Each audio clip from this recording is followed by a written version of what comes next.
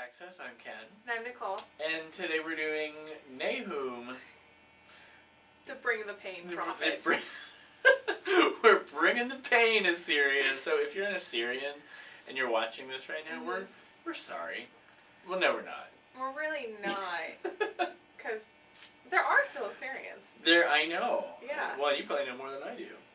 No, I just know that they're around. All right. They're in North Iraq. All right. Where Nineveh was. Where Nineveh was. Well, why don't you go ahead and just tell us about Nahum, the bringer of pain. Okay. So Nahum is predicting the fall of Nineveh in 612 BCE. And to understand the history of what's going on, remember it's the Assyrians who sacked Israel and sacked Judah. They're the ones that started the exile process. And so you started it. But now the wheel's coming full circle, isn't it? It is a bit. And what's been going on is that Assyria has been pursuing an aggressive expansionist policy. Nice, huh? Nice. And in order to control Egyptian trade routes. And Judah and Israel kind of got sucked up in that. Hence why they were fallen. They were fell. You know, our church almost got sucked up into Egyptian trade routes. And, you know, right at the last minute the session said no. Yeah. And I'm thankful for that. I am too, but I did wear my pyramid bracelet. That is really cool. I was just know. That. In honor of Egyptian trade routes. I got nothing. No, you don't.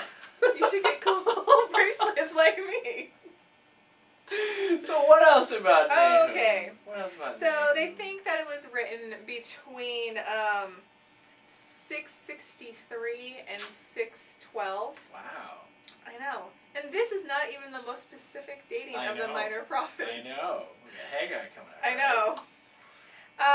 Because in 663 is the fall of Thebes, and then which is alluded to in Nahum 3:8, and then is the prediction of the fall of Nineveh. And so it's kind of like we're getting back at you, or God's getting back at you for the pain and destruction that you have inflicted upon the northern and southern kingdoms. Nice. So that's the history. All right. Thematically, I'm not going to say much, more on that other than, vengeance and justice. I'm not sure what the difference is between vengeance and justice, other than justice might be the sense of God's getting back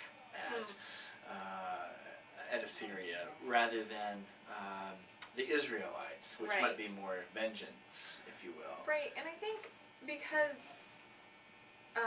it's not the Israelites who are going to be who are doing it. Like, it's external forces that are going to come. I think that's the only thing that kind of saves this book to me. This is a widely criticized book because there's really no compassion and no mercy. So a lot of people say, you really need to pair this with other books, and I guess that's. You always need to pair, one book with the whole canon. Yeah. But I part of what I like about this is the sense that no matter how powerful any one, country is, the overriding theme here is no matter how high you are, no matter how strong you are, God is larger and stronger. And Nahum calls Nineveh the city of bloodshed. And so it's clearly, it's not just that we dislike Assyrians all of a sudden. It's that the power with which Assyria was entrusted was used poorly. And this is a sense of no matter how long it's been, no matter how strong you think you are, justice will come. And it's not a pleasant experience. It's not, but I was thinking about, what would these words have sounded like to an Israelite. That for them, I bet it's really hopeful words. That even though they have been crushed down and defeated for 100 years now, that God is still watching, still active. And that's the point. And that's the point. Well, and these are live arguments today because people are still hunting down Nazi war criminals, for instance. Exactly. And in Germany, there's a live debate over, gosh, is it really this Yeah. important to imprison a 90-year-old man. Yeah. My people brother say- and I had this debate Yeah. just the other day because someone from Wisconsin was found as Yes. a Nazi war criminal and sent back. Don't go to the dairy state. And my brother was like, what's the point? He's going to die. And I was like, well, there's some symbolic points to this, that justice is not about punishment, but it's about holding people accountable. And no matter how long It doesn't matter how long. Yes. Yeah, that the time doesn't matter. And I think it's true. I mean, other people say that there's a practical component that if you let someone go who's 90 or whatever, it does simply embolden people who are thumbing the nose at the world court today to say, just wait long enough, and you can get away with it. Yeah, if I can just wait them out. And the whole point of this book is no matter how long it's been, because it was, I think, 732 that Assyria destroys the northern kingdom. This is a good 100 years later or so. And the whammy's coming back. Yeah. Because 100 years for God, if I could snap, you would have heard a snap sound. But I don't, so I made a boop sound. Well, this is good. This is good. You want to do, what do you have? You have the description of, of God. It's the first 3 verses, and this is where you kind of get a real summary of the book from both angles, I think, where it starts off with Nahum saying that God is jealous and wrathful and avenging, but also that God is slow in anger but great in power.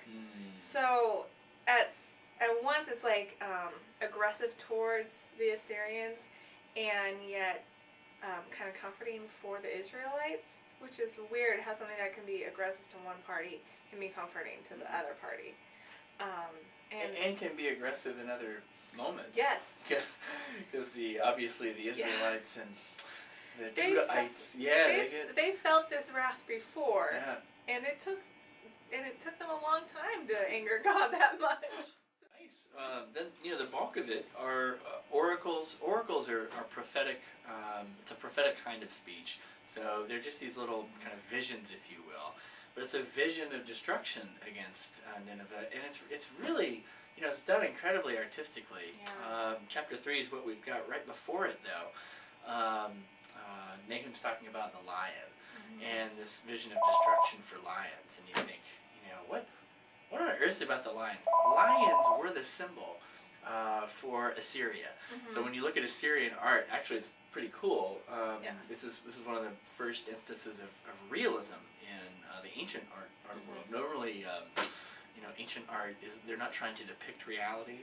No, it's much more symbolic. They'll have. I mean, it's literally symbolic. Where they'll have figures that are more important are literally giant, and figures that are less important look like little midgets, and or smaller people. Anyway, short. Some are tall and some are short figures. That's exactly. all. But Assyria, they had these images of lions, and you'd have veins and muscles coming out of them.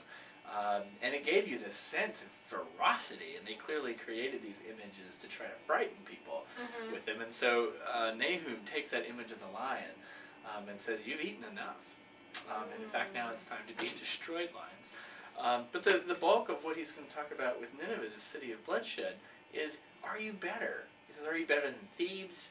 Are you better than Ethiopia? So there's this citing of all these other nations who have abused their power. And it's just saying, look, you're no better than any of these other ones. And judgment, you're not above judgment. Right. Just as they have fallen, you will fall too. Yeah. And this is, again, what's lovely in a sense, even though we're not used to prophetic words of judgment. We don't like judgment. No. But there's this sense of God isn't just the God of one people, but God is the God of the whole world. And, injustice in the whole world concerns this God, which is... Yeah, that seems to be like a huge thing for the minor prophets. Like, that you really get that... universal God of all stance, nations. You bet. Yeah. Anything else? I got nothing more for Nahum. You? That's it. All right. We are going to meet you again with Habakkuk. I just like to say Habakkuk. Habakkuk? Either are.